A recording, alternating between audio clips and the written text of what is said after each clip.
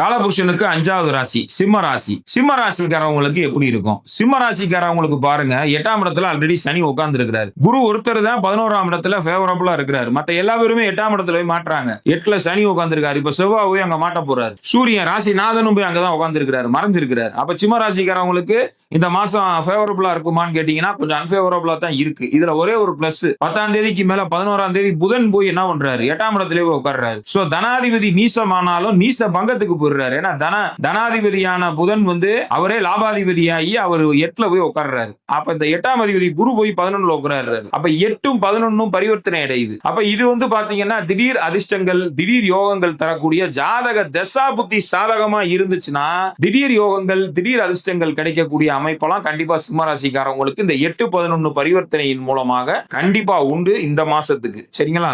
என்ன இருந்தாலும் ராசிநாதன் யுத்த கிரகங்களால் அந்த சனி செவ்வாயுடைய யுத்தத்துல போய் சூரியனும் போய் மாற்றாரு. அப்ப கண்டிப்பா கொஞ்சம் போராட்டமான மாதமா தான் இருக்கு, கொஞ்சம் சிக்கலான மாதமா தான் இருக்கு பொதுவா. சரிங்களா?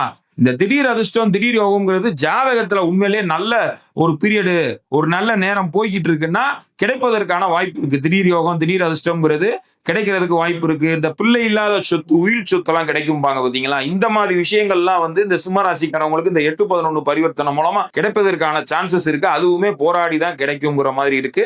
அஷ்டமத்து சனியின் ஆதிக்கம் ஆதலால் ராகு கேதுவுடைய பிடியிலையும் ராசி இருக்கிறதுனால சனிக்கிழமை காலையில 9 to 10 ராகு காலத்துல சிவன் கோயில்ல இருக்கிற பைரவருக்கு ஒரு விளக்கேத்தி தரிசனம் பண்ணிட்டு வர்றது சிம்மராசிக்காரவங்களுக்கு கால சிறப்பு.